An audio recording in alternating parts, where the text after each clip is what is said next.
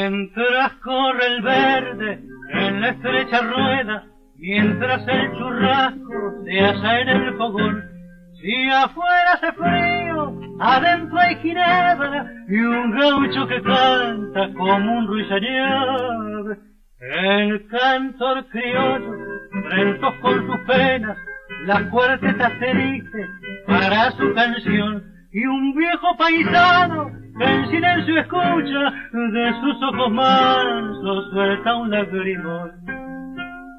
En sus pupilas se asoman pesares que brotan cual muda emoción. También tuvo su tiempo de cantor y guitarrero, y cantó como un jilguero su alocado corazón. Su pecho formó un nido de pasión y de ternura, era mozo y su alma pura a una ingrata le entregó. Cada uno entre el recodo del fogón de su querer, esos hondos padeceres alcanzado en la canción, al llorar de la guitarra, van surgiendo en su memoria los recuerdos de esa historia que con sangre le escribió.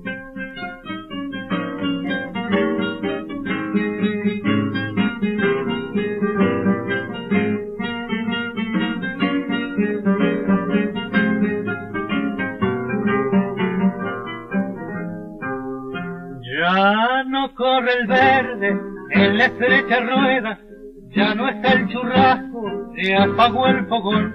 En la noche oscura, entre la alboreda, el viento pampero silba su canción. Y el noble paisano que aló sus recuerdos, que al brete su pecho tranquilo arrió, castigó a su flete, se caló el chambergo, y llevando en los tientos su viejo dolor.